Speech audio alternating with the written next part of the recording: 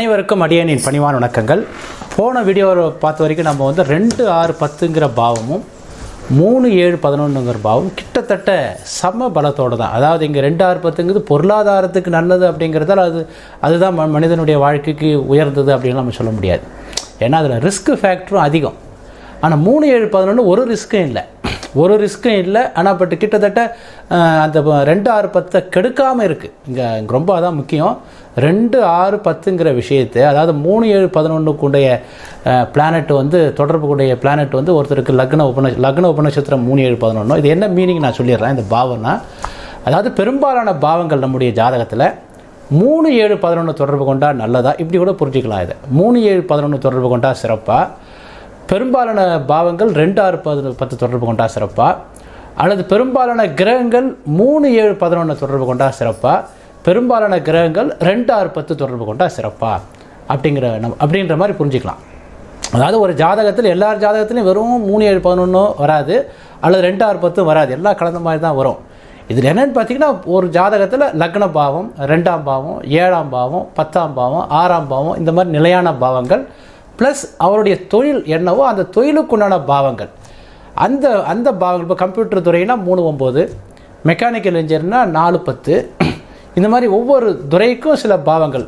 Cinema line அரசியல்னு பார்க்கும்போது 5, 11வது பாவங்கள், சினிமான்னு பார்க்கும்போது 5வது பாவம். இந்த மாதிரி ஒவ்வொரு துறைக்கும் சில பாவங்கள் இருக்குல்ல. அந்த ஒரு தொழில் செய்கிறவங்களுக்கு அது 2, 6, 10 தொடர்பு கொண்டா சிறப்பா, அல்லது 3, 7, 11 தொடர்பு கொண்டா சிறப்பா அப்படிங்கிற மாதிரி நம்ம புரிஞ்சிக்கலாம். அதாவது ஒரு ஜாதகம் என்பது 12 பாவங்கள், 9 கிரகங்கள், அதில் முக்கியமாக நிலையான பாவங்கள், ப்ளஸ் ஒருத்தர் என்ன செயலில் ஈடுபடுகிறாரோ அவருடைய தொழில்னு சொல்கிற மத்தியில் அந்த தொழிலுக்குண்டான பாவம், இவை எல்லாத்துடைய கூட்டமைப்பு தான் ஒரு ஜாதகருடைய ஒரு ஜாதகத்தை முழுசாக வடிவமைக்குது. அந்த வகையில் என்னென்னு பார்த்தீங்கன்னா, 2, 6, 10 பாவத்தோட என்ன குவாலிட்டி இருக்கோ அந்த குவாலிட்டி கெடாத வச்சுருக்கிற பாவம் தான் 3, 7, 11. இன்னும் சொல்லப்போனால் 2, 6, 10ஆம் பாவத்தை ஒரு கட்டுக்குள் வைத்திருக்கிற பாவம். அதாவது 3, 7, 11ங்கிறது தலைமை பண்புக்கு வர முடியாதுன்னு அர்த்தம் இல்லை. அது பின்னாடி சொல்லுவேன். அரசியல் அப்படின்னு வரும்போது 2, 6, 10 என்ன மாதிரி அரசியல், 3, 7, 11 என்ன மாதிரி அரசியல்னு சொல்லிட்டு பின்னாடி நான் உங்களுக்கு தெளிவாக எக்ஸ்ப்ளனேஷன் பண்ணுறேன். அந்த வகையில் என்னென்னு பார்த்தீங்கன்னா, நம்ம வந்து ஏற்கனவே பார்த்த மாதிரி லக்னம் 2ஆம் பாவம் இந்த ரெண்டுத்தையும் வச்சு பார்க்கும்போது லக்னத்துக்கு 2ஆம் பாவத்துக்கும் எந்த வகையில் அந்த 2 திரிகோணங்களும் நன்மை செய்கிறது அப்படின்னு பார்க்கும்போது 2, 6, 10ஆம் பாவங்களை விட 3, 7, 11வது பாவங்களே உங்களுக்கு லக்னத்துக்கு 2ஆம் பாவத்துக்கும் சிறப்பான பலனை தரக்கூடியது அப்படின்னு ஒரு ரவுண்டில் வந்துடும். அதுக்கப்புறம் நிலையான பாவத்தில் இந்த 2, 6, 10ஆம் பாவங்கள் முக்கியமான பாவம் வந்துடுறதால, ஏன்னா அந்த 3, 7, 11ல் 3, 11 என்பது நிலையான பாவம் இல்லை. ஒருவேளை கம்ப்யூட்டர் துறையில் இருக்கிறவங்களுக்கு அது நிலையான பாவமாக இருக்கும், ஓகேங்களா? அல்லது அரசியல் இருக்கிறவங்களுக்கு அது எடுத்துக்கலாம். 11வது பாவத்தை கட்சி அப்படிங்கிற விஷயத்துக்கு 11வது பாவம் ரொம்ப முக்கியம், ஓகேங்களா? அதனால் என்னென்னு பார்த்தீங்கன்னா, இங்கே 2, 6, 10ங்கிறது நிலையான பாவத்தில் ரொம்ப முக்கியமான பாவங்கிறதால அந்த வகையில் அது வந்துச்சு. அதுக்கப்புறம் என்னென்னு பார்த்தீங்கன்னா, எல்லாத்துக்கும் நம்ம என்ன சொல்லணும்னா, தெய்வ அனுகிரகம் அப்படிங்கிறது ரொம்ப முக்கியம். அதாவது இந்த உலகம் என்பதே கடவுள் பாதி மனிதன் பாதி இரண்டும் கலந்த கலவை தான். அதாவது சில விஷயத்தை கடவுளே பார்த்தவர் என்ன பண்ணிட்டாருன்னா, கொஞ்சம் காலத்துக்கு அப்புறம் மனுஷன்கிட்ட பாதி கொடுத்துட்டார், நீ பார்த்துக்கோ. இயற்கையான விஷயம், அகம் சார்ந்த விஷயத்தை என் கண்ட்ரோலில் இருக்கட்டும், புறம் சார்ந்த விஷயத்தை உன் கண்ட்ரோலில் விட்டுறான் அப்படின்ட்டார். அப்போ அகம் சார்ந்த விஷயம்னு பார்க்கும்போது என்னென்னு பார்த்தீங்கன்னா, அதுக்கு ஒரு அளவுகோல் இருக்குது. அது இயற்கையோட விஷயத்துக்கு கட்டுப்பட்டு தான் இருக்கணும். உதாரணத்துக்கு ஒரு மனுஷன் தன்னுடைய திறமையை உபயோகப்படுத்தி அவர் 20 அடியெலாம் உயர முடியாது. அவருடைய உயரம்ங்கிறது அவ்வளோதான், இவ்வளோதான் சாப்பிட முடியும்னு ஒரு இலக்கு இருக்குது. ஒரு மனுஷன் தன்னுடைய திறமையை யூஸ் பண்ணி அவர் வந்து அவருக்கு ஒரு 4 வயிறு 5 வயிறை உருவாக்க முடியாது, ஓகேங்களா? அது அகம் சார்ந்தது. அகம் சார்ந்ததுங்கிறது ஒரு இறைவனால் கொடுக்கப்பட்டது, அதை வந்து நம்ம எதுவும் பண்ண முடியாது. புறம் சார்ந்த விஷயத்தை மனுஷன் எவ்வளோ வேணால் பண்ணலாம். அந்த வகையில் இறைவனுடைய அனுகிரகங்கள் இந்த 2 பாவத்துக்கு எப்படி இருக்குது அப்படின்னு பார்க்கும்போது, நம்ம 3, 7, 11வது பாவத்துக்கு இறைவனுடைய அனுகிரகம் 200% உள்ளது. இறைவனுடைய அனுகிரகம் வந்து 200% உள்ளதுன்னு சொல்லுவோம். அதாவது 9வது பாவம் தான் இறை அனுகிரகம். அந்த 9வது பாவம் இறை அனுகிரகம்னா நம்முடைய இறைவன் அப்படின்னு வரும்போதே நினைப்பேன்னா, நம்முடைய அகங்காரத்தை இறக்கி வச்சுக்கிட்டு நம்ம வணங்குறோம் பார்த்தீங்களா, அதுதான் அந்த 3, 7, 11. 3, 7, 11ங்கிறது மென்மையான வகையில் ஒரு சமுதாய நோக்கத்தோடு யார் இருக்கிறாங்களோ எந்த காரியம் நிகழ்கிறதோ அதற்கு இறைவனுடைய அனுகிரகம் உண்டு. அப்போ 3 7 11 என்பது 200% இறைவனுடைய அனுகிரகத்தை கொண்டு இருக்கக்கூடிய ஒரு அமைப்பில் இருக்குது. ஏன்னா 9ஆம் பாவத்துக்கு அது பரிமாண பாவங்களாக இருந்தால, அதான் 7வது பாவங்கிறது 9ஆம் பாவத்துக்கு முன் பரிமாணம், 11 என்பது 9ஆம் பாவத்துக்கு பின் பரிமாணம். இதுதான் நம்ம போன வீடியோவோட சொல்லியிருப்போம். போன வருஷம் நடந்த பட்டிமன்றத்தில் கூட வேணா அந்த பட்டிமன்றத்தில் நீ போய் பார்த்தீங்கன்னா வரும். 11ஆம் பாவம் எப்படி திருவிழாக்கள் இந்த மாதிரிலாம் நிறைய சொல்லியிருப்பேன் நான். அப்போ தெய்வ சம்பந்தமான விஷயத்துக்கு 3 7 11ங்கிறது தெய்வ அனுகிரகத்துக்கு அருமையான அமைப்பு. இது 2 6 10 வந்து என்னென்னு பார்த்தீங்கன்னா கிட்டத்தட்ட 30லேருந்து 40% வரைக்கும் தான் தெய்வ அனுகிரகம் கிடைக்கும்.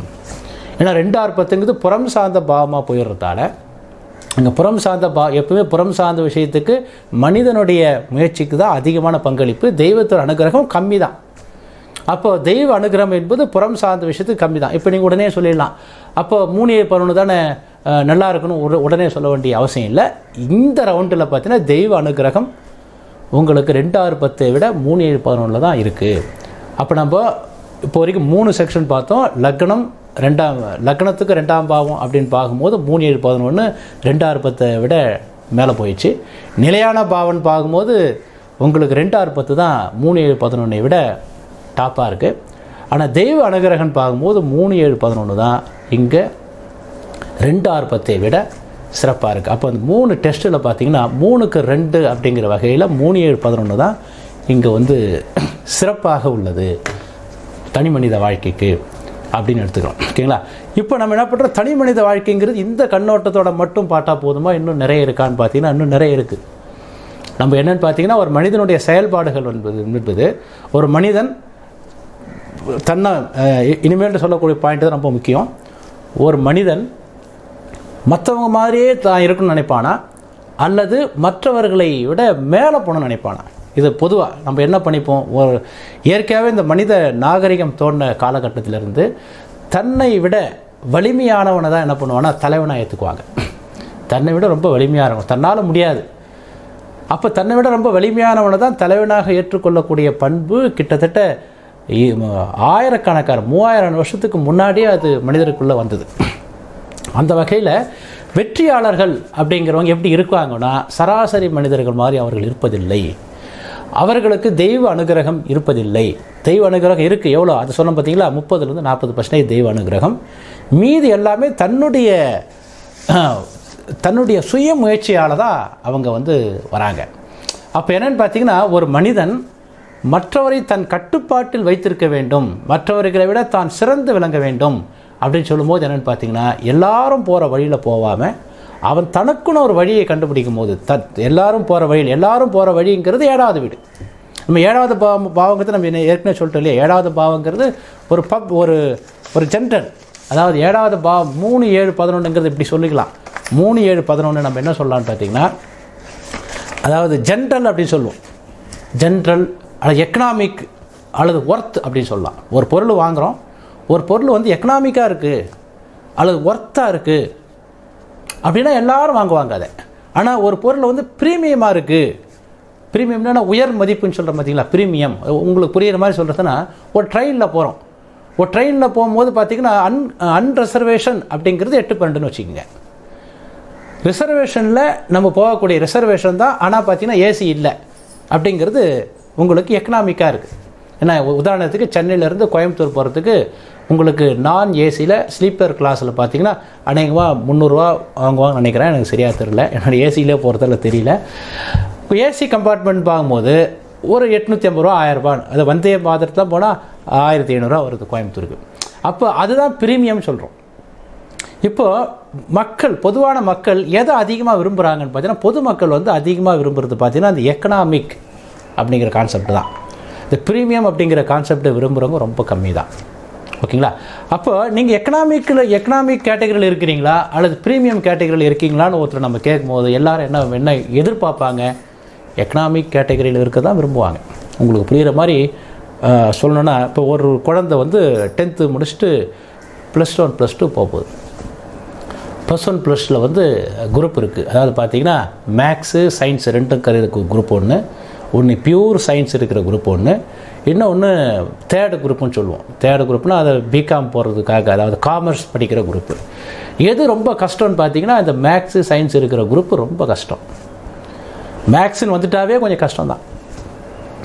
ஆனால் பார்த்தீங்கன்னா வாழ்க்கையில் படிப்பதற்கு நிறைய வாய்ப்புகள் இருக்குது. நீங்கள் மேக்ஸ் படிச்சிட்டிங்கன்னா, நீங்கள் மேக்ஸ் அண்ட் சயின்ஸ் படிச்சுட்டா நீங்கள் டாக்டராகவும் போகலாம், இன்ஜினியராகவும் போகலாம்.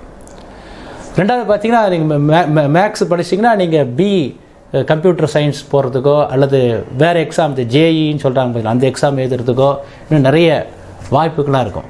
ஆனால் நீங்கள் இந்த காமர்ஸ் குரூப் எடுக்கும்போது உண்மையாக பார்த்தீங்கன்னா அது ரொம்ப எளிமையானது, ரொம்ப கால்குலேஷன்லாம் இல்லை. ஆர்ட் லைனுக்கு போகலாம்.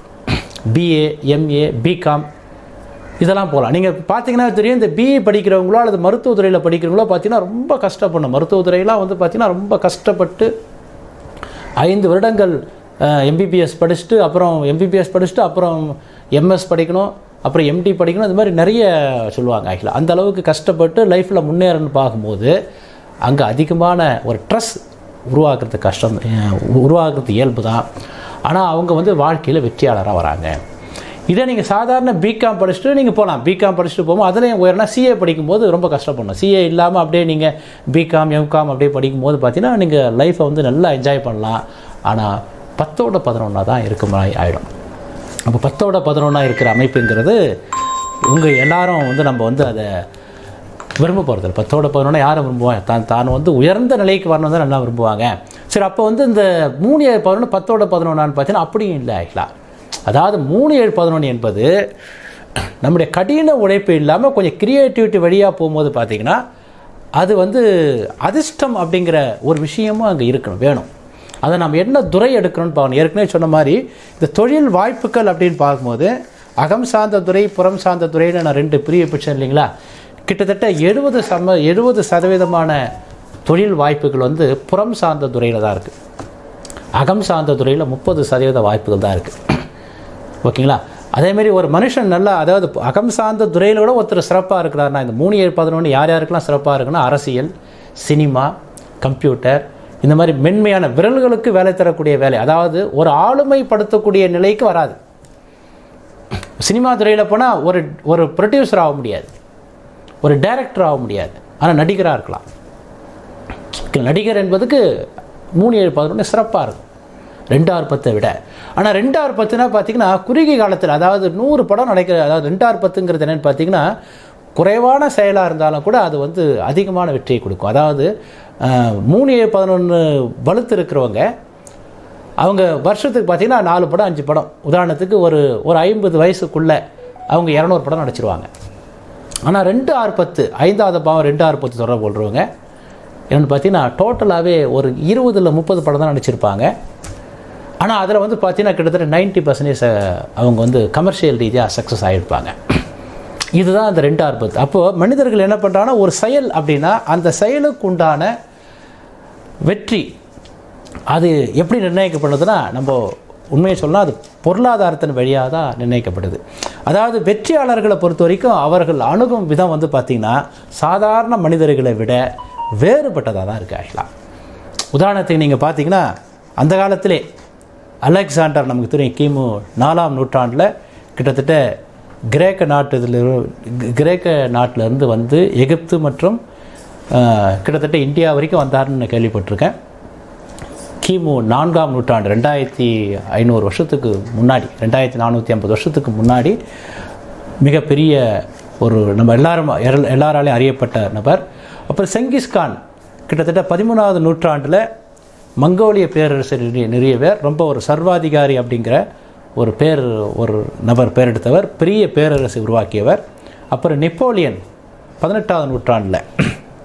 அப்புறம் நம்ம அசோக சக்கரவர்த்தி, அவரும் பெரிய சாம்ராஜ்யத்தை உருவாக்கியவர். இவங்களாம் என்னென்னு பார்த்தீங்கன்னா ஒரு தனித்தன்மையோட, அதாவது சாதாரண மனிதர்கள் மாதிரி இல்லாமல் அவங்களுக்குன்னு ஒரு வித்தியாசமான வகையில், நம்ம தமிழ்நாட்டை சொன்னால் சோழர்கள் உடைய அமைப்பு, இந்த மாதிரி வந்து அவங்க வந்து ஒரு முறையான கட்டமைப்பு, அதாவது இந்த நிர்வாகம் அப்படின்னு சொல்கிறோம் பார்த்தீங்களா, அந்த நிர்வாகம் அப்படிங்கிறது இந்த 2, 6, 10 வந்து நம்ம பொதுவாக அரசியல் அப்படின்னு எடுத்துக்கலாம், நிர்வாகம் அப்படின்னு எடுத்துக்கலாம். இந்த அரசியல் நிர்வாகம் அப்படின்னு பார்க்கும்போது 2, 6, 10 வந்து 3, 7, 11 விட மிக சிறப்பாகவே இருக்கும். ஆக்சுவலாக மிக சிறப்பாகவே பார்த்திங்கன்னா அந்த 2 6 10 வந்து 3 7 11ங்கிறது கொஞ்சம் சாஃப்ட் கார்னர் ஆகிடுது. இந்த சாஃப்ட் கார்னருங்கிறது எல்லா நேரத்துலையும் வந்து ஒரு மனிதனுடைய வெற்றிக்கு அழைத்து செல்லாது. அதாவது இந்த வெற்றி என்பதே என்னென்னு பார்த்தீங்கன்னா உங்களுக்கு வந்து ஒரு கூட்டாக செயல்படும் போது அது அந்த அளவுக்கு என்ன சொல்கிறது, அதாவது ஒரு கூட்டாக செயல்படும் போது அது தொடர்ச்சியாக அது வருவதற்கு கொஞ்சம் கம்மியாகிடுது, இடையில பிரேக் ஆகிடும். ஆனால் தனி மனித முயற்சி மூலமாக தனி மனித ஆளுமையோட வரக்கூடிய அமைப்பு தான் 2 6 10. இதை தான் நம்ம என்ன சொல்கிறதுனா ஜோதிட ரீதியாகவும் உபஜயஸ்தானங்கள் சொல்கிறோம். உபஜயஸ்தானங்கள் அப்படின்னு பார்க்கும்போது நம்ம 3 6 10 11ங்கிறத நம்ம சொல்லுவோம். அப்போ பாருங்கள் 6 10ங்கிறதும் உபஜயஸ்தானத்தில் இருக்குது, 3 11 என்பதும் உபஜயஸ்தானத்தில் இருக்குது. அப்போ ரெண்டுமே வெற்றிக்குறான ஸ்தானம் தான். அப்போ 3 7 11 நம்ம வந்து வெறும் தோல்வி அப்படிங்கிற கான்செப்டில் கொண்டு போக வேண்டிய அவசியம் இல்லை. ஆனால் என்னென்னு பார்த்தீங்கன்னா அகம் சார்ந்த விஷயத்துக்கு 3 11, புறம் சார்ந்த விஷயத்துக்கு 6 10. அப்போது இங்கே ரெண்டுமே சமபலமாக தான் இருக்கிற மாதிரி நமக்கு தோணும். ஆனால் என்னென்னு பார்த்தீங்கன்னா அகம் சார்ந்த விஷயத்துக்கு கூட இந்த 6 10 சிறப்பாக இருக்கும். அதாவது ஒரு திறமையானவனை தன்கிட்ட வேலைக்கு வச்சுக்கிட்டு அதை நிர்வாகம் பண்ணி அவன் மூலமாக நிறைய சம்பாதிக்கக்கூடிய அமைப்பு தான் 6 10ங்கிறது. ஒரு கம்ப்யூட்டர் சாஃப்ட்வேர் கம்பெனி, அதில் டீம் லீடராக இருக்கிறவருக்கு பார்த்தீங்கன்னா அங்கே இருக்கிற ப்ரோக்ராமரை விட கொஞ்சம் அந்த சப்ஜெக்டில் நாலேஜ் கம்மியாக தான் இருக்கும். ஆனால் நிர்வாக திறமை அவருக்கு அதிகமாக இருக்கும். இதை நம்ம என்ன சொல்லுவோம்னு பார்த்தீங்கன்னா இந்த 3 7 11 என்பது பலமுனை அறிவுன்னு சொல்லுவோம். அதாவது பல திறன்களை கொண்ட நபர்களாக இருப்பாங்க. இது வந்து ஆல்ரவுண்டர் அப்படின்னு சொல்லுவோம். ஆல்ரவுண்டர் அப்படின்னா என்னென்னு பார்த்தீங்கன்னா எல்லா விஷயத்திலும் அவர்கள் தகவல்களை சேகரித்து வைத்துக்கொள்ளக்கூடிய நபர்கள். இப்போ ஆல்ரவுண்டர்னு பார்க்கும்போது அவர் தானே திறமைசாலி அப்படின்னு நம்ம சொல்லுவோம். சகலகலா வல்லவர்கள் அப்படிங்கிறது 3 7 11. அப்போ அவங்க தானே நிறைய பொருளாதார ரீதியாக நல்ல ஆளுமையோடு இருப்பாங்க அப்படின்னா அப்படி இல்லை. இந்த ஒரு முனை அறிவுன்னு சொல்கிறேன் பார்த்தீங்களா, ஒரு முனை அறிவு என்பது இந்த 2 6 10க்கு அதிகமாக இருக்கும். அதாவது ஒரு திறன் அறிவுன்னு சொல்லுவோம். ஒரு முனை அறிவு அல்லது ஒரு திறன், அதாவது ஒரே ஒரு விஷயத்தில் மட்டுமே அவங்க கான்சன்ட்ரேஷன் பண்ணி அதிலிருந்தே அவங்க தன்னுடைய லட்சியத்தை எடுத்துக்குவாங்க. அதாவது 3 7 11ங்கிறது சாஃப்ட் கார்னர் அப்படிங்கிறதால இந்த 8 12 அப்படியே கெடுக்கிற பாவங்கிறதுல ரிஸ்க் எடுக்க விரும்ப மாட்டாங்க. ஒரு விஷயத்தில் மேலோட்டமாக பார்க்கும்போது இதில் ரொம்ப கஷ்டம் அப்படியே விட்டுட்டு போயிடுவாங்க அதை.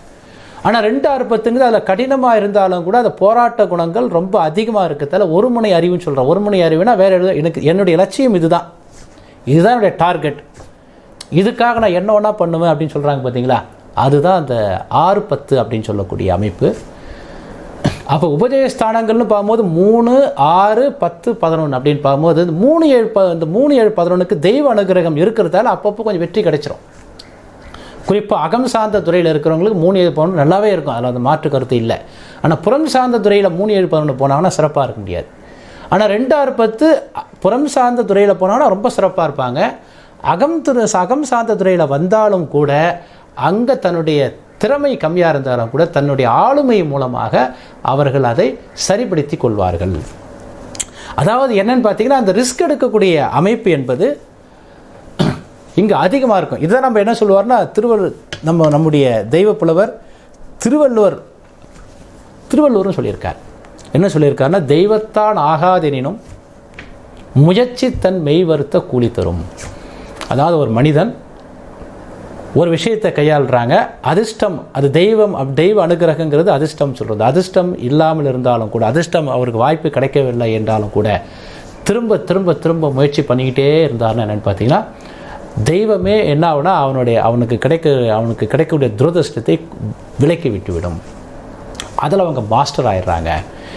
இன்றைய காலகட்டத்தில் பார்த்தீங்கன்னா மனித சக்தி, அதாவது தெய்வ சக்தி என்பது அது எல்லாருக்கும் காமனாக இருக்கக்கூடியது, அது எல்லாருக்கும் கிவன், எல்லாருக்கும் கொடுத்தாச்சு. அதாவது கடவுள் என்பது எல்லாருக்கும் ஒரே மாதிரி தான் தெய்வ சக்தியை கொடுக்குறார்.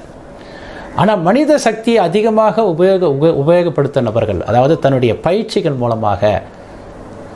பயிற்சி மூலமாக யார் ஒருவர் தன்னை திரும்ப திரும்ப திரும்ப தன்னுடைய தனக்கு தோல்வின்னு தெரிஞ்சாலும் கூட இதை தொடர்ந்து ஈடுபடக்கூடிய நீங்கள் பெரிய பெரிய ஜாம்பவான்களை, ஒவ்வொரு துறையிலே ஜாம்பவான்களை போய் நீங்கள் பாருங்கள். அது அரசியலாக இருந்தாலும் சரி, சினிமா இருந்தாலும் சரி, ஒரு துறையில் மிகப்பெரிய ஜாம்பவான்களை போய் பார்த்தீங்கன்னா அவங்களாம் வந்து பார்த்தீங்கன்னா தன்னுடைய தனித்த முயற்சியால் வெளிவந்த நபர்களாக தான் இருப்பாங்க. அந்த தனித்த முயற்சியால் தான் வெளியில் வந்திருப்பாங்க. குறிப்பாக பார்த்தீங்கன்னா இவர்கள் வந்து அதிகமாக பேச மாட்டாங்க. இந்த 2, 6, 10ன்னு இருக்காங்க இல்லைங்களா, அவங்க அதிகமாக யார்கிட்டையும் கலகலப்பாக பேசக்கூடிய தன்மை இருக்காது. தன்னுடைய கர்மம், தன்னுடைய கடமை என்னவோ அந்த கடமையை குறிக்காட்டு தான் இதுவாக இருப்பாங்க. ஆனால் 3, 7, 11 எல்லாருக்கிட்டையும் ஜாலியாக பேசுவாங்க. இதை ஒரு குறிப்பாக இன்னொன்று பார்த்தீங்கன்னா 3, 7, 11 கொஞ்சம் இரக்க சுபாவம் ரொம்ப அதிகம். அந்த இரக்க சுபாவம் அதிகமாக இருக்கிறதாலையும் அவங்களால என்னென்னு பார்த்தீங்கன்னா கொஞ்சம் அந்த வெற்றியுடைய பாதையை எளிமையாக அணுக முடியாமல் இருக்கிறதுக்கு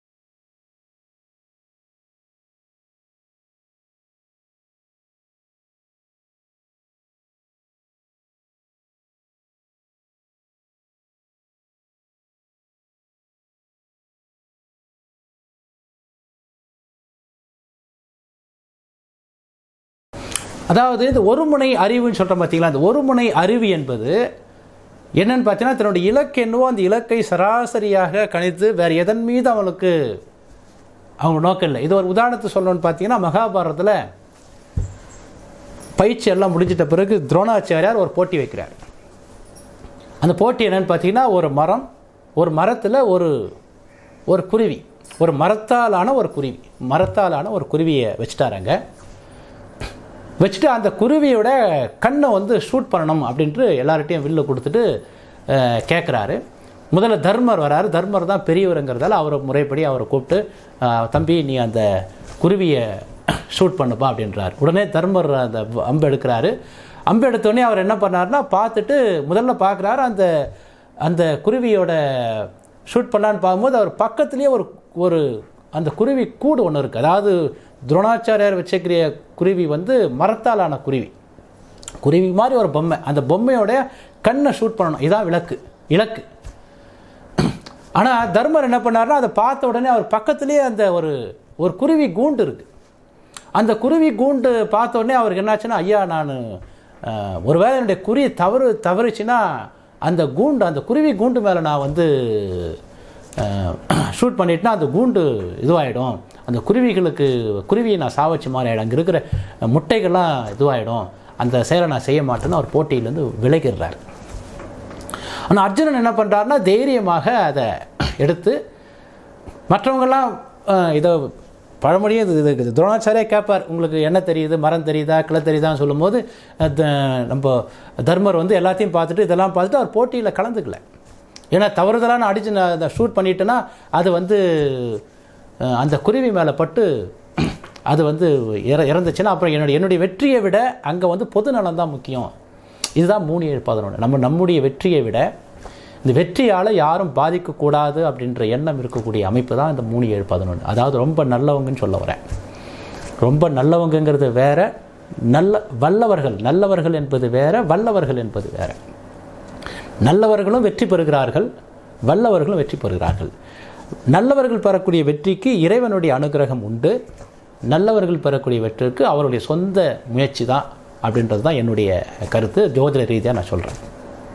அப்போ அர்ஜுனன் வந்து என்ன பண்ணுறான், இங்கே என்னென்னு பார்த்தீங்கன்னா தன்னம்பிக்கை அப்படின்னு ஒன்று வருது, இந்த கான்ஃபிடென்ஸ் அப்படிங்கிறது. அதாவது தைரியமாக நான் குருவியை ஷூட் பண்ணுவேன் அப்படின்னு சொல்லி. அதாவது இங்கே நம்ம நினைக்கிற மாதிரி மகாபாரதத்தில் தர்மன் வந்து ஒரு கோழை அப்படிங்கிறதுலாம் இல்லை. கிட்டத்தட்ட துரியோதனனும் தர்மனும் 2 பேருமே சண்டை போடுவாங்க ஒரு போட்டி முடிஞ்ச உடனே. அதாவது எல்லாருக்கும் ஒரு அரங்கேற்றம்னு சொல்லும்போது துரியோதனனும் தர்மனும் கிட்டத்தட்ட சமபலம் உடைய நபர்கள் அப்படின்னு சொல்லிட்டு தான் நீங்கள் இந்த விஜய் டிவி மகாபாரதத்தில் பார்த்தீங்களோட தெரியும். சமபலம் உடைய நபர் தர்மரும் சாதாரண நபர் இல்லை. ஆனால் தர்மர் என்ன பண்ணுவார்னா ஒரு செயலில் ஈடுபடும் போது தன்னுடைய வெற்றியை விட அங்கே அதுக்கு யாருக்கோ ஒருத்தருக்கு பாதிப்பு வருகிறது என்றால் தன்னுடைய வெற்றி முக்கியம் இல்லை அப்படின்னு ஒதுங்கக்கூடிய நபர். அங்கே தர்ம சிந்தனை அதிகமாகிடுது அவருக்கு. அவரும் போர்க்களத்தில் இருந்திருக்கார். போர்க்களத்தில் அவரும் ஈட்டி எறிதல் அப்படிங்கிறதுல மிக சிறந்த ஒரு நபர் அவர். வேறு சில திறமைகளும் அவர் இருக்குது. சாதாரண தர்மர் என்பவர் கோழை அல்ல. ஆனால் என்னென்னு பார்த்தீங்கன்னா அவர் வந்து அந்த பொறுமை அப்படிங்கிற அமைப்பில் வந்துடுறதால அந்த மென்மையான சுபாவம் என்பது வெற்றிகளை தடுக்கக்கூடிய அமைப்புன்னு சொல்கிறதுக்காக தான் நான் இதை சொல்ல வரேன். நான் அதாவது இந்த 2, 6, 10 இருக்கிறவங்க ஏன் வெற்றி பெறுறார்கள்னா அவன் அதிகமாக வந்து இந்த பொதுமக்களோட கலக்கிறது இல்லை. பொறுமையாக இருப்பாங்க. ரெண்டாவது பார்த்திங்கன்னா எளிதில் உணர்ச்சி வசப்பட மாட்டாங்க. எளிதில் உணர்ச்சி வசப்படும் போது என்னென்னு பார்த்திங்கன்னா ஒரு நம்ம தவறு செய்வதற்கு வாய்ப்பு என்பதால் ரொம்ப கவனமாக, அது இயற்கையான உணர்ச்சிகள், ஒரு மனுஷனுக்கு இயற்கையான உணர்ச்சிகள் என்பது அவனை கோபப்படுத்தும் போது கோவப்படுறான் பார்த்திங்களா, அந்த மாதிரி அமைப்புலாம் இந்த 2, 6, 10க்கு இருக்காது. அப்படியே மனசில் வந்து வச்சுக்குவாங்க. எல்லா விஷயத்தையும் கூர்ந்து கவனிப்பாங்க. தன்னை வெளிக்காட்டிக்க மாட்டாங்க. இந்த 3, 7 போனோம்னா தன்னை வெளிக்காட்டிக்குவாங்க. ஆனால் 2, 6, 10ங்கிறது தன்னை வெளிக்காட்டிக்காமல் இருக்கக்கூடிய, எவ்வளோ வெற்றி பண்ணாலும் பெரிய கொண்டாட்டம்லாம் இருக்காது. ஏன்னா 3, 7 போனோம்னா எல்லா நண்பர்கள் அது இதுன்னு அந்த கொண்டாட்டம்லாம் வந்துடும். ஆனால் 2, 6, 10ங்கிறது இலக்கை அடையிற வரைக்கும் அவங்க சிறிய வெற்றியை கூட, அந்த இலக்கை ஒரு 100% அப்படின்னா கிட்டத்தட்ட 90% வந்தாலும் கூட அது வெற்றி இல்லை அப்படின்னு ஒத்துக்க மாட்டாங்க அவங்க. ஆனால் 3, 7 பவனுங்கிறது 50% வெற்றி பெற்றாவே அவங்களுக்கு திருப்தி அடைஞ்சிற மாதிரி ஒரு ஃபீலிங் வந்துடும். இவங்க எளிதில் திருப்தி அடைய மாட்டாங்க. ஏன்னா 2, 6, 10ங்கிறது எளிதில் திருப்தி அடையக்கூடிய பாவமானது 11வது பாவத்துக்கு அது அப்படியே 4, 8, 12வது பாவமாக இருந்தால் எளிதில் திருப்தி அடையக்கூடிய நிலையில் அவங்க இருக்க மாட்டாங்க. அதுதான் இங்கே என்னென்னு பார்த்தீங்கன்னா, அவர்கள் வெற்றி பெறுவதற்கு ஆடம்பரம், பந்தா இதெல்லாம் எதுவும் இல்லாத அமைப்பு. ரெண்டாவது வைராக்கியம், அதிகமான வைராக்கியம். இந்த 2, 6, 10க்கு அதிகமான வைராக்கியம் இருக்கிறதால இலக்கை அடையிற வரைக்கும் அவங்களோட வைராக்கியம் இருந்துக்கிட்டே இருக்கும். அதே மாதிரி இந்த 2, 6, 10ஓட வளர்ச்சி என்னென்னு பார்த்தீங்கன்னா நாளுக்கு நாள் வேகமாக வளரும். ஏன்னா 6வது பாவம், ஏன்னா ஒருத்தருடைய எதிர்பாராத ஒரு விஷயம் வந்து நம்ம ஜாதகத்தில் 8வது பாவம் என்பது தான் என்னென்னு பார்த்தீங்கன்னா திடீர் ஏற்றத்தையும் குறிக்கிறது, திடீர் இறக்கத்தையும் குறிக்கிறது. அப்போ 2, 6, 10 என்பது இந்த திடீர் ஏற்றம் அப்படிங்கிறது இது 2, 6, 10 இருக்கும். இந்த 7வது பாவம் 3, 7, 11ங்கிறது 8ஆம் பாவத்துக்கு அப்படியே 8, 12ங்கிறதால உங்களுக்கு திடீர் ஏற்றமே இல்லை, திடீர் இறக்கமே இல்லை. அந்த கிராஃபு 55லேருந்து 50, 55, 60 அதுக்குள்ளவே தான் இருக்கும். 55, 45, 55க்கும் 45க்கும் இடையில தான் கொஞ்சம் லேசாக இறங்கினா 5% இறங்கும், இல்லை 5% கூடும். அந்த மாதிரி தான் கொஞ்சம் லேசாக மேலேயும் கீழும் ஒரு 5% முன்ன பின்ன, 10% முன்ன பின்ன அப்படி தான் அந்த கிராஃப் ஓமே ஒழிய ஒரேடியாக ஏறி இறங்கிறது இருக்காது. ஆனால் இந்த 2, 6, 10ங்கிறது எடுத்த உடனே ஒரு 50% போயிட்டு ஒரு 40% வந்துட்டு மீண்டும் 50%, மீண்டும் 60% போயிட்டு அப்புறம் ஒரு 20, அதுக்கப்புறம் ஒரு 40% வந்துட்டு அப்புறம் 75% போயிட்டு, அதாவது ஒவ்வொரு இறக்கம் ஏற்படும் போதும் வரக்கூடிய ஏற்றம் ரொம்ப அதிகமாக இருக்கும். 2, 6, 10க்கு ஒரு இறக்கம் 10% வருதுன்னா ஏற்றம் 20% இருக்கும். அப்புறம் 15% இறக்கம் வருதுன்னா 30% ஏற்றம் இருக்கும். இந்த மாதிரி அமைப்பு தான் இந்த 2, 6, 10ங்களுடைய அமைப்பு. அதாவது என்னன்னு பார்த்தீங்கன்னா 2, 6, 10ங்கிறது வலிமை அப்படிங்கிறதுக்கு ஒரு சின்ன உதாரணம் சொல்கிறேன் பாருங்களேன். பப்ளிக் என்பது 7வது பாவம், 3, 7, 11 தான் பப்ளிக்னு சொல்கிறோம். ஒரு பப்ளிக்கில் ஒரு 1000 பேர் இருப்பாங்க. அதை கட்டுப்படுத்தக்கூடிய நபர்கள், ஆட்சியாளர்கள் பார்த்தீங்கன்னா ரொம்ப கம்மியாக தான் இருப்பாங்க. ஒரு போலீஸ்னு வச்சிங்களேன், ஒரு 1000 பேர் இருக்கிற இடத்துக்கு எவ்வளோ போலீஸ் தேவைப்படும்னா மினிமம் ஒரு 50 போலீஸ் இருந்தால் போதும். இந்த 1000 பேரை கட்டுப்படுத்திடலாம். 50 போலீஸ், 20 போலீஸ் இருந்தால் போதும். 20 போலீஸ் இந்த 1000 பேரை அழகாக கட்டுப்படுத்தலாம். ஏன் அப்படின்னா இந்த அட்மினிஸ்ட்ரேஷன் ஸ்கில் அப்படிங்கிறது இந்த 6ஆம் பாவத்துக்கும் 10ஆம் பாவத்துக்கும் ரொம்ப அதிகமாகவே இருக்கக்கூடிய ஒரு அமைப்பு. அது மட்டும் இல்லாமல் மேனேஜ்மெண்ட் அப்படி 2, 6, 10ஓட மேனேஜ்மெண்ட், இந்த பொருளாதாரம் அப்படிங்கிறது 2, 6, 10ங்கிறது பொருளாதாரத்தை கரெக்டான வழியில் மேனேஜ் பண்ணக்கூடிய ஒரு அமைப்பு இருக்குது. ஆனால் 3, 7, 11ங்கிறது தன்னுடைய பொருளாதாரத்தை சரியான வகையில் மேனேஜ் பண்ண முடியாது. அதாவது இங்கே என்னென்னா ஜாதகத்தில் 2ஆம் பாவம் 2, 6, 10 தொடர்பு கொள்றதுக்கும் 2ஆம் பாவம் 3, 7, 11 தொடர்பு கொள்றதுக்கும் வித்தியாசம் தான். 3, 7, 11 தொடர்பு தன்னுடைய பொருளாதாரத்தை வெவ்வேறு இடத்துல இன்வெஸ்ட் பண்ணுறது. ஆனால் அவர் தன்னுடைய பொருளாதாரத்தை சரியான இடத்துல இன்வெஸ்ட் பண்ணுறது தான் 2, 6, 10. என்ன சொல்லுவாங்கன்னா சில பொருளாதார நிபுணர்கள் உங்கள் பணத்தை ஒரே இடத்துல போடாதீங்க, நிறைய இடத்துல போடுங்கன்னுவாங்க. அதாவது எல்லா இடத்துலையும் ஒரே இடத்துல போட்டால் எல்லா முட்டையும் ஒரே பேக்கில் போடும்போது முட்டை உடைஞ்சா இதுவாகிடும் சொல்கிறோம் இல்லைங்களா? அப்படி இல்லாமல் தனித்தனியாக விற்கணும்னு சொல்கிறாங்க இல்லையா? அந்த மாதிரி 3, 7 பேரும் ரொம்ப ரிஸ்க் இல்லாமல் தன்னுடைய பணத்தை எஃப்டியிலே போடுற மாதிரி ரிஸ்க் எடுக்காமல் இருக்கக்கூடிய அமைப்பு தான் இந்த 3, 7, 11. எப்போவுமே ரிஸ்க் எடுக்கிறவன் தான் பெரிய ஆள் ஆகிறான ஒழிய ரிஸ்க் எடுக்காதவன் சாதாரண நிலையில் தான் இருக்கான். ரிஸ்க் என்பது ஒரு மனிதனுடைய வளர்ச்சிக்கு ரொம்ப முக்கியம்தான். அந்த ரிஸ்க்கை எதிர்த்து போராடக்கூடியவன் தான் இங்கே வெற்றி பெறான். பொதுவாக நம்ம வியாபாரம் அப்படின்னாவே நம்ம 7வது பாவம் தானே சொல்கிறோம். ஆனால் 10ஆம் பாவம் தான் கார்ப்பரேட்டு சொல்லுவோம். 10ஆம் பாவங்கிறது 2, 6, 10ங்கிறது கார்ப்பரேட் வியாபாரம். கார்ப்பரேட் வியாபாரம்னா அந்த அந்த அந்த அந்த வியாபாரம் பண்ணக்கூடிய நபர் யாருன்னே தெரியாமல் அந்த வியாபாரம் நடந்துக்கிட்டே இருக்கும். ஆனால் 3 7 11 சொல்லக்கூடிய அந்த 7ஆம் பாவத்தில் சொல்லக்கூடிய வியாபாரம் என்பது என்னென்னா, வியாபாரியே வந்து அந்த பொருளை கொடுக்குது, அது கஸ்டமருக்கு நேரடியாக சர்வீஸ் பண்ணக்கூடியது. இப்போ பாருங்கள், இப்போ நவீன காலத்தில் நிறைய சூப்பர் மார்க்கெட்லாம் வந்துச்சு பாருங்கள். சூப்பர் மார்க்கெட்லாம் 2 6 10 ஆகிடுது. அப்போ வியாபாரம் அப்படிங்கிறது 2 6 10 வரும்போது நிறைய கூட்டம் வந்தாலும் கூட அந்த நிர்வாகம் அப்படிங்கிறதால நிறைய லாபம், நிறைய ஒரு மாஸ் ப்ரொடக்ஷன் அப்படிங்கிறதுலாம் அந்த 10ஆம் பாவத்தில் மாஸ் விற்பனைன்னு சொல்கிறோம் இல்லையா, அதெல்லாம் வந்து 2 6 10 நிர்வாகம் அப்படிங்கிறது தான் அங்கே இதுவாக இருக்குது. அதாவது இந்த 3 7 11க்கு சுதந்திரம் அதிகமாக இருக்கும். சுதந்திரம் அப்படிங்கிறது ரொம்ப அதிகமாக இருக்குதால் என்னென்னு பார்த்தீங்கன்னா, அவங்க எளிதில் எல்லா இடத்துலையும் போகலாம். அது வந்து லக்னத்துக்கு சாதகமானது தான். இந்த 2 6 10 சுதந்திரம் இருக்காது, கமிட்மெண்ட்டு நிறைய வச்சுக்குவாங்க. அப்போ எதிரிகளும் ரொம்ப அதிகமாக இருப்பாங்க. ஏன்னா சுதந்திரமாக இருக்க எதிரிகள் அதிகமாக இருப்பாங்க. அதனால் பார்த்திங்கன்னா கொஞ்சம் போராட்டங்களும் இருக்கும். எதிரி ஏன்னா அவங்களோட போட்டியாளர்கள் அதிகமாக இருக்குது. இந்த 3 7 11க்கு போட்டியாளர்கள் அப்படிங்கிறது எந்த பாவம்னா, நம்ம ஜாதகத்தில் 4ஆம் பாவம் தான் போட்டியாளர்கள். இந்த 3 7 11க்கு போட்டியாளர்கள் இருக்க மாட்டாங்க. போட்டியாளர்கள் இல்லாமல் இருந்தாலும் கூட நம்முடைய வளர்ச்சி குறைவாக தான் இருக்கும். போட்டியாளர்கள் இருந்தால் தான் ஒருத்தருடைய வளர்ச்சி வந்து அதிகமாக இருக்குமே ஒழிய போட்டியாளர்கள் இல்லாமல் இருந்தால் வளர்ச்சி இருக்காது. மேலோட்டமாக பார்க்கும்போது நம்ம வந்து 3 7 11 அப்படிங்கிறது ஒரு மகிழ்ச்சியை கொடுத்தாலும் கூட 2 6 10 அப்படிங்கிற பாவத்தோடைய இங்கே தனி மனிதனுடைய வெற்றி அந்த இலக்கு அப்படின்னு பார்க்கும்போது, அதாவது நிகழ்காலம் என்பது 3 7 11, எதிர்காலம் என்பது 2 6 10. எப்போதுமே நம்ம எதிர்காலத்தை நோக்கி, அதாவது வெற்றியாளர்கள் எதிர்காலத்தை நோக்கியே பயணம் போகிறதால அந்த வெற்றியில் வந்து நிறைய அவங்களுக்கு சறுக்கல்கள், அதாவது இந்த 3 7 11 வரக்கூடிய வீழ்ச்சி என்பது 5% 10% தான் முன்ன பின்ன இருக்கும். ஆனால் 2 6 10 வரக்கூடிய இது வந்து கிட்டத்தட்ட 30% 40% டவுன் ஆகிட்டு மீண்டும் மேலே ஏறுவாங்க. அந்த மாதிரி அமைப்பு. அந்த ரிஸ்க் எடுக்கிறதால தான் அவங்களுக்கு என்னென்னு பார்த்தீங்கன்னா, அந்த பொறுமை, அந்த ரிஸ்க் எடுக்கிறது, இதுதான் அவங்களுக்கு தொடர் வெற்றி கொடுக்க முடியாவிட்டாலும் கூட அவங்க வீழ்ச்சி அடைந்தாலும் அடுத்து வரக்கூடிய ஒரு வளர்ச்சி என்பது ஒரு ஏற்றத்தை கொடுக்கக்கூடிய நிலையில் இருக்குது. அது மட்டும் இல்லாமல் இந்த 3 7 11க்கும் இந்த 2 6 10க்கு என்னென்னு பார்த்தீங்கன்னா, 3 7 11 என்பது கூட்டணி அமைத்து வரக்கூடிய வெற்றின்னு சொல்லுவோம். 2 6 10ங்கிறது தனித்த வெற்றின்னு சொல்லுவோம். இதில் அரசியல் அப்படின்னு பார்க்கும்போது, குறிப்பாக அரசியல் அப்படின்ற பார்க்கும்போது தான் நம்ம வந்து ஈஸியாக உங்களுக்கு புரிஞ்சுக்கலாம். அதாவது நம்ம அரசியலே வந்து பார்த்தீங்கன்னா 2 விதமான அரசியல் இருக்குது ஆக்சுவலாக. அதாவது வலதுசாரி அரசியல், இடதுசாரி அரசியல்னு ஆக்சுவலாக. அதாவது முதலாளி வர்க்கத்தை மையமாக வைத்து வரக்கூடிய அரசியல், இன்னொன்று வந்து சாமானிய தொழிலாளர்களை வைத்து வரக்கூடிய அரசியல் அப்படின்ட்டு 2 விதமான அரசியல் இருக்குது ஆக்சுவலாக. இதில் இடதுசாரி அரசியல் என்பது 3 7 11, வலதுசாரி அரசியல் என்பது 2 6 10.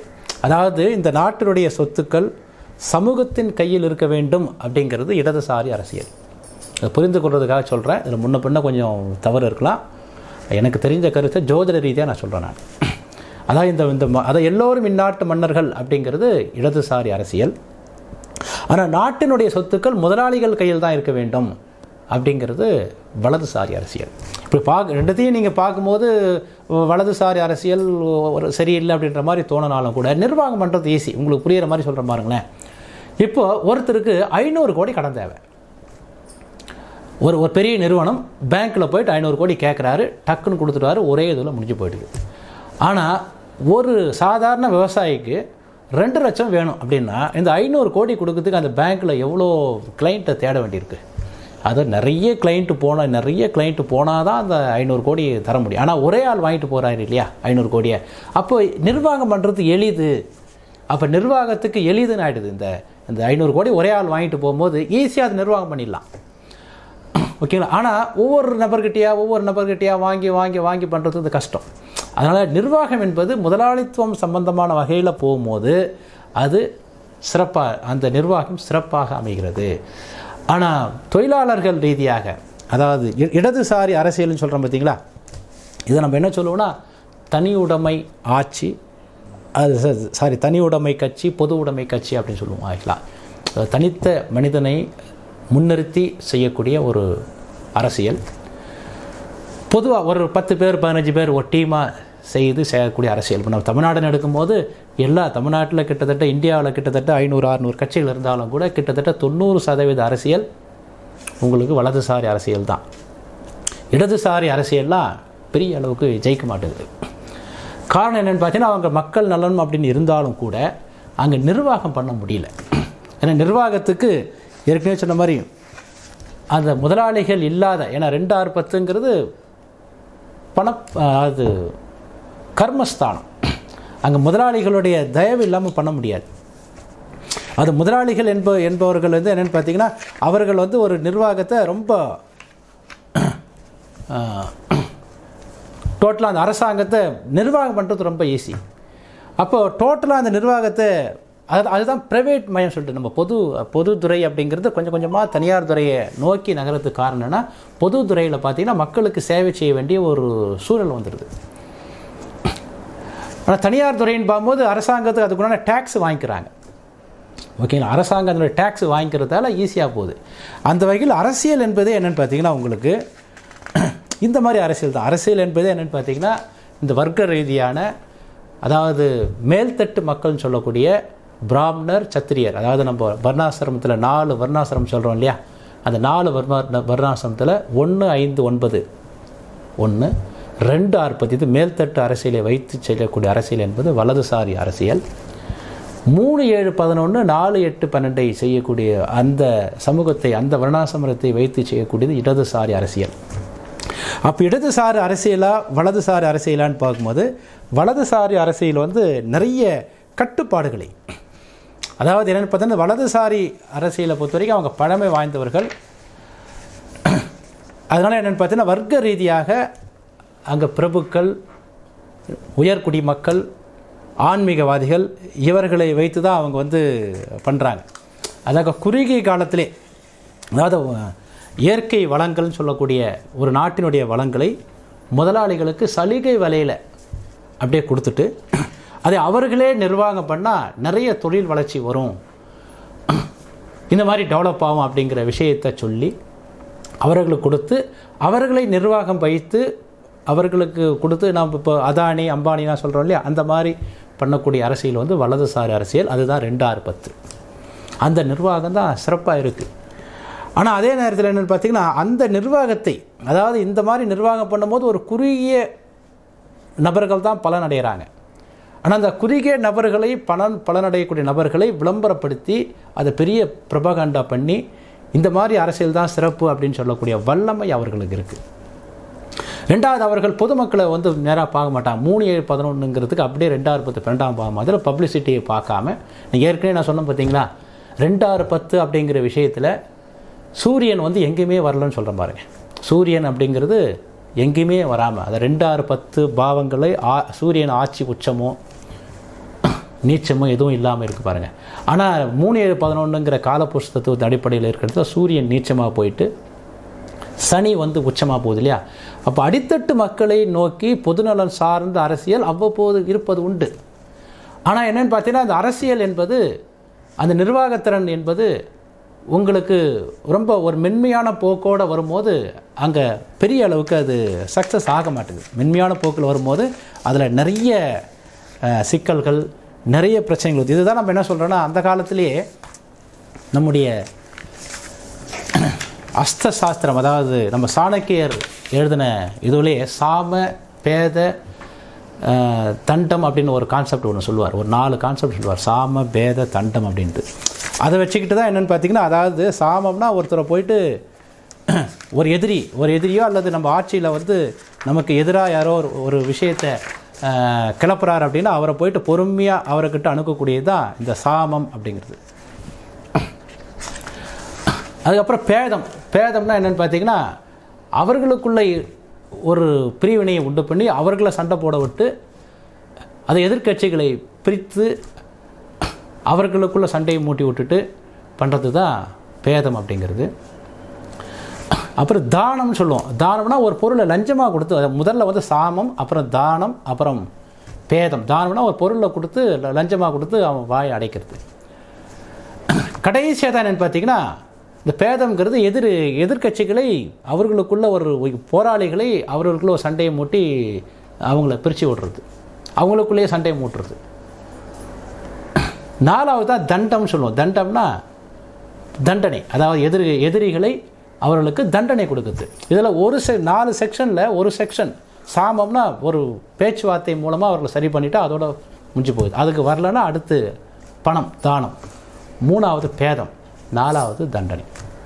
ஒவ்வொரு செக்ஷனாக இதுதான் வந்து சத்திரிய தர்மம்ங்கிறது கிட்டத்தட்ட 2000 வருஷத்துக்கு முன்னாடியே சாணக்கியர் அப்படிங்கிற எழுதிய புத்தகம் அஸ்த சாஸ்திரம்னு நினைக்கிறேன், அந்த புத்தகத்தில் தெளிவாக கொடுத்துருக்காரு. இதுதான் வந்து உங்களுக்கு இந்த 2, 6, 10ன்னு சொல்லக்கூடிய பாவங்கள் ஆட்சி முறையில் இருக்கக்கூடிய அமைப்பில். அதாவது 3, 7, 11 பொதுவாக நல்ல பண்புகளை கொண்டிருந்தாலும் கூட அவங்களால வந்து சிறப்பாக செயல்பட முடியாத காரணம் என்னென்னு பார்த்தீங்கன்னா இதுதான். இதுக்கு நம்ம எவ்வளோ உதாரணங்கள் சொல்லலாம். அதாவது பார்த்திங்கன்னா நம்ம கிராமத்திலே சொல்லுவாங்க, கிராமத்தில் என்ன சொல்லுவாங்கன்னு பார்த்தீங்கன்னா வல்லான் வகுத்ததே வாய்க்கால் அப்படின்னு சொல்லுவாங்க.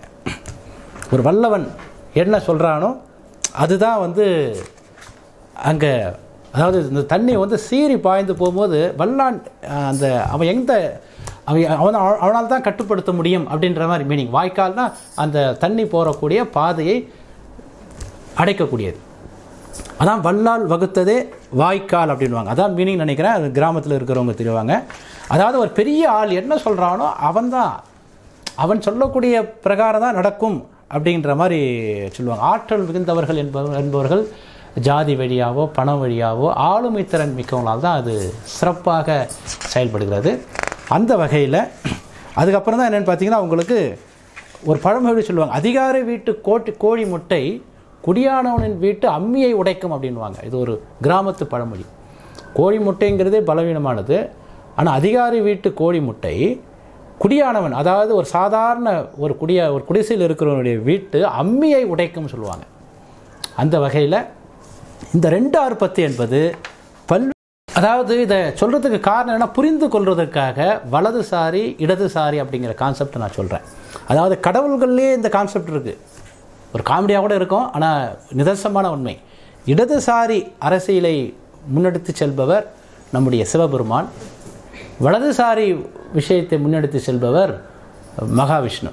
நல்லா பார்த்தீங்கன்னா தெரியும், சிவ வழிபாடுகளுக்கு பெரிய அளவுக்கு கட்டுப்பாடுலாம் இல்லை. நீங்கள் பிராமணர்களே பார்த்தீங்கன்னா ஐயருக்கும் ஐயங்காருக்கும் வித்தியாசம் இருக்கும். ஐயரை விட ஐயங்கார்கள் நிறைய கட்டுப்பாடு இருக்கும். விஷ்ணுவோட அம்சத்தில் மகாவிஷ்ணுன்னு சொல்கிறோம் பார்த்தீங்களா, அவர்களுக்கு பண்ணக்கூடிய பூஜைகள் இதெல்லாம் பார்த்தீங்கன்னா நிறைய ரெஸ்ட்ரிக்ட் இருக்கும். ஆனால் சிவபெருமானுக்கு இருக்கிறது பார்த்தீங்கன்னா ரொம்ப பெரிய அளவுக்கு சிவபெருமான்லாம், அதாவது அதனால தான் தென்னாட்டுடைய சிவனையே போற்றின்னு சொல்லுவாங்க. அதாவது இங்கே இயற்கையாக வடக்கு தெற்குன்னு பார்க்கும்போது வடக்கு பக்கமாக இருக்கிறவங்களை விட தெற்கு பக்கமாக இருக்கிறவங்களுக்கு அகம் சார்ந்த விஷயங்கள் கொஞ்சம் அதிகமாக இருக்கும். அதனால தான் தென்னாட்டுடைய சிவனையே போற்றி அப்படின்னு சொல்லியிருக்காங்க நம்ம முன்னோர்கள். அப்போ அதாவது என்னென்னு பார்த்தீங்கன்னா சிவன் வந்து பார்த்திங்கன்னா ஒரு முற்போக்கு சிந்தனையாளர்னு சொல்லலாம். அதாவது தன்னை இப்படி தான் வழிபடணும் அப்படின்ற பெரிய அளவுக்கு அவர் வந்து ஒரு கட்டுப்பாடெல்லாம் வைக்கிறதில்ல.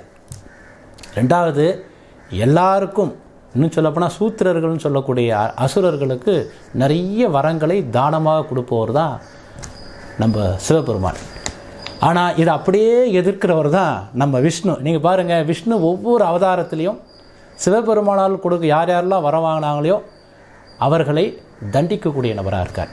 இப்போ சிவபெருமானை ரொம்ப நல்லவருன்னு சொல்லலாம் நான். அதாவது என்னென்னு பார்த்தீங்கன்னா ஒரு சிவபெருமானை வந்து ஒரு என்ன சொல்கிறாருன்னா ஒரு அதாவது இந்த வலதுசாரிக்கும் இடதுசாரிக்கும் என்ன வித்தியாசம்னா, வலதுசாரி என்பது மேல்தட்டு மக்களை நோக்கியே இருக்கிறது. அந்த திறமை இருக்கிறவனுக்கு அந்த திறமைக்கு உண்டான வெகுமானம் அப்படிங்கிறது வலதுசாரி சிந்தனை.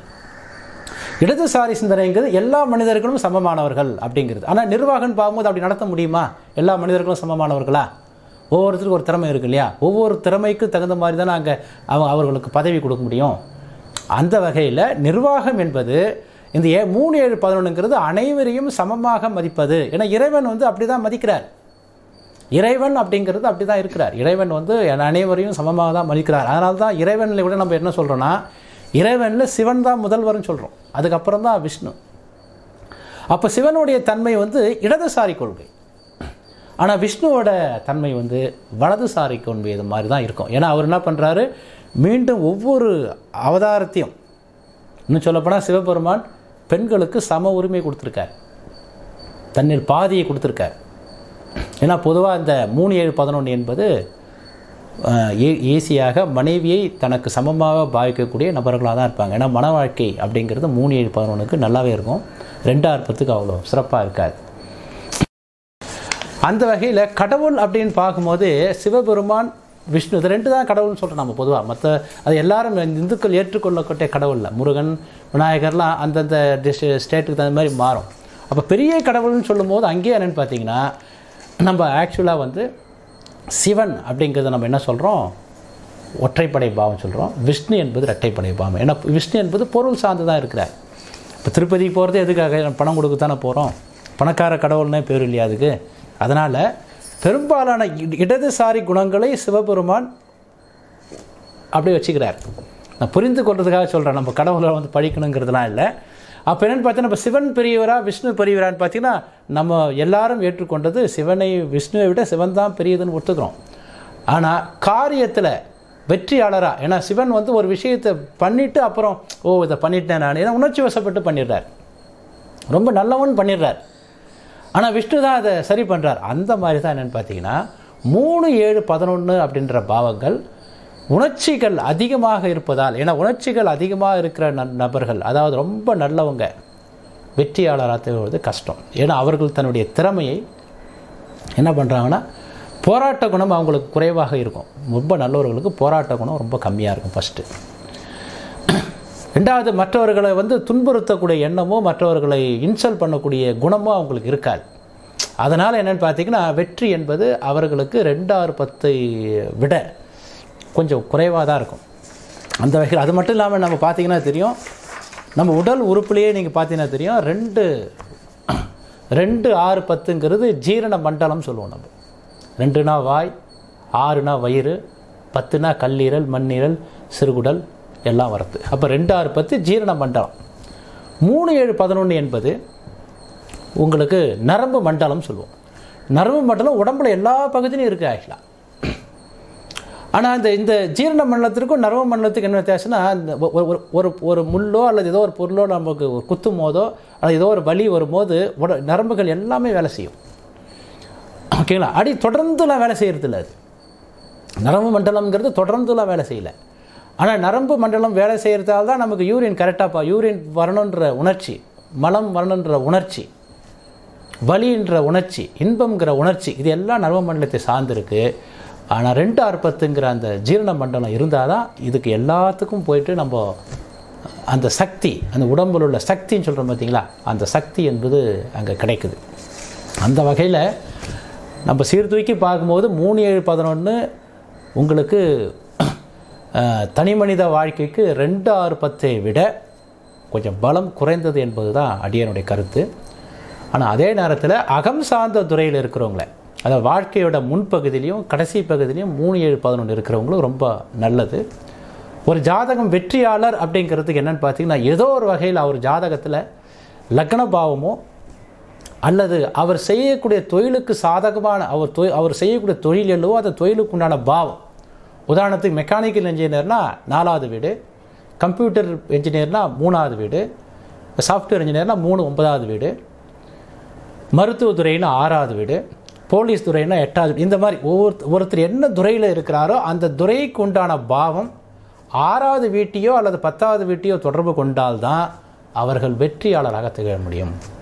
அவருக்கு லக்ன பாவம் ஒற்றைப்படை பாவமாக இருக்கலாம், அவருடைய இயல்பான குணம் 7வது பாவம் ஒற்றைப்படை பாவமாக இருக்கலாம், 3வது பாவம் ஒற்றைப்படை பாவமாக இருக்கலாம். அதனுடைய குணத்தை குறிக்குது. அவர் சார்ந்த துறையில் அவர் மிகப்பெரிய வெற்றியாளராக கிடைக்க வேண்டும் என்றால் அவருக்கு முதல்ல அவர் செய்யக்கூடிய, அவர் எந்த துறையில் இருக்கிறாரோ அந்த துறையில் அவர் தனித்துவம் பெற வேண்டும் என்றால், மற்றவரை போல இவர் இருக்கிறார் அப்படின்னு சொல்லாமல் இவருக்குன்னு ஒரு தனி இருக்குது, இவருக்கு ஒரு தனி வித்தியாசமான அணுகுமுறை இருக்குது அப்படின்னு வரும்போது தான் என்னென்னு பார்த்தீங்கன்னா ஒரு மாற்றி அமைக்கக்கூடிய வெற்றியாளர்கள் எல்லாம் ஒருத்தர் மாதிரி அப்படியே காப்பி அடித்து வரவங்க வெற்றியாளர் இல்லை. புதிய புதிய சிந்தனைகள், புதிய புதிய கருத்துக்கள் இருக்கிறவங்க தான் வெற்றியாளராக வந்திருக்காங்க. அந்த வகையில் என்ன அப்படின்னு பார்த்தீங்கன்னா, நம்முடைய ஒருத்தருடைய ஜாதகத்தில் அந்த 6 10ஆம் பாவங்கள், அது அவர் லக்னத்திலேயோ, லக்னம் 6 10ஆம் பாவத்தையோ அல்லது 7வது பாவம் 6 10 6 10 தொடர்பு கொள்ளலாம், தப்பு இல்லை. ஏன்னா வெறும் 6 10 திருமண வாழ்க்கை அவ்வளோ கெடுக்காது. அவர் செய்யக்கூடிய துறையில் 6 10ஆம் பாவத்தையோ அல்லது 10ஆம் பாவம் 6 10 நிலையான பாவங்களில் ஏதாவது ஒரு 2 பாவம் 6 10 தொடர்பு கொண்டால் நல்லது தான். 2 6 10 தொடர்பு கொண்டால் நல்லது தான். அட்லீஸ்ட் அவர் செய்யக்கூடிய துறை எதுவோ அந்த துறைக்குண்டான பாவம் கிரகம் அது 6 10 தொடர்பு கொள்வது சிறப்பாக இருக்கும். 3 11 என்பது டெம்பரரி பேசிஸில் ஒருத்தரை நல்ல உச்சத்துக்கு கொண்டு போயிட்டு அது அப்படியே செயல்திறமை குறைவாக இருக்கும். அதை செயலாற்ற கிடையாது. ஒருத்தருக்கு சிந்தனைகள் அதிகமாக இருந்தாலும் கூட, அறிவு அதிகமாக இருந்தாலும் கூட, களப்பணி ஆற்றக்கூடியவர்கள் தான் ஜெயிக்கிறாங்க. ஓகேங்களா? களப்பணி உதாரணத்துக்கு ஒரு நபர் யூடியூப்பில் வீடியோ போடுறாரு. அந்த வீடியோ பார்த்தீங்கன்னா ஒரே நாளில் 50,000 பேர் பார்த்துடுறாங்க. அப்படிங்கிறத விட ஒரு யூடியூப்பில் வீடியோ போடுறாரு, வெறும் 500 பேர் தான் பார்க்குறாங்க. அந்த 500 பேரில் ஒரு குறிப்பிட்ட துறை, அந்த 500 பேரில் பார்க்குறவங்க 500 பேரில் 100 பேர் அவர்கிட்ட ஒரு பொருள் வாங்குறாருன்னா, ஒரு ரியல் எஸ்டேட் பிஸ்னஸ் பண்ணுறாருன்னு வச்சுக்கலாம். ஒருத்தர் 100 பேர் அதை பார்த்துட்டு 100 பேர் என்கொயரி பண்ணாங்கன்னா அதனுடைய வேல்யூ வந்து ரொம்ப அதிகமாக போகுது. ஆனால் இங்கே சாதாரண ஒரு பாட்டு அப்லோடு பண்ணுறாரு, அந்த பாட்டை அப்லோடு பண்ணிவிட்டு நிறைய பேர் பார்க்குறாங்க, அதனால் ஒரு யூஸும் இல்லையே. அந்த மாதிரி அந்த செயலாற்றக்கூடிய திறன் என்பது 2 6 10க்கு 3 7 11 விட அதிகம் என்பதால் ஒரு தனி மனித ஜாதகத்துக்கு பெரும்பாலான கிரகங்கள், பெரும்பாலான பாவங்கள் 3 7 11 தொடர்பு கொள்வதை விட 2 6 10 தொடர்பு கொள்வது அவரை உச்சத்துக்கு எடுத்து செல்லும். அதே நேரத்தில் கொஞ்சம் 2 6 10 3 7 11 பாவங்கள் வலிமை இருந்தால் தான் கொஞ்சம் லைஃப்பை நல்லா என்ஜாய் பண்ண முடியும். ஓகேங்களா? அந்த வகையில் 2 சமமாக இருந்தாலும் கூட அடியனுடைய கருத்து 3 7 11 விட 2 6 10 தான் சிறப்பு. ஆனால் எனக்கு எப்படி இருக்குன்னு கடவுள் என்கிட்ட வந்து கேட்டார்னு வச்சுங்களேன், என்கிட்ட வந்து கடவுள் தம்பி உன் ஜாதகத்தில் எப்படி அமைக்கணும் அப்படின்னு கேட்டார்னா எனக்கு 2 6 10 விட 3 7 11 தான் நான் விரும்புவேன். அது என்னுடைய மனநிலை. ஏன்னா நான் இருக்கிற துறை ஜோதிடம் சம்பந்தமான துறைங்கிறதால, அகம் சார்ந்த துறைங்கிறதால, இந்த துறை மூலமாக எனக்கு நிறைய வருமானம் வருவதை விட இந்த துறைக்கு என்னாலான நிறைய விஷயத்தை செய்ய வேண்டும் அப்படிங்கிற எண்ண ஓட்டம் எனக்கு இருக்கிறதால நான் என்ன சப்போர்ட் பண்ணுவேன்னா 3 7 11 தான் சப்போர்ட் பண்ணுவேன். இன்னும் சொல்லப்போனால் நிறைய மனிதர்கள், போராட்ட குணம் இல்லாத நிறைய மனிதர்கள் விரும்புவது 3 7 11 தான். அது அவர்களுடைய விருப்பம். ஆனால் அவர் பொதுவான நிலையில் பார்க்கும்போது வாழ்க்கையின் வெற்றி இந்த மாதிரி விஷயத்தை நம்ம வச்சு பார்க்கும்போது 3 7 11 விட 2 6 10 தான் சிறந்து விளங்கும் அப்படிங்கிறது என்னுடைய கருத்து. மற்றபடி உங்கள் அனைவருக்கும் என்னுடைய நெஞ்சார்ந்த நன்றியை தெரிவித்துக் கொள்கிறேன். நன்றி, வணக்கம்.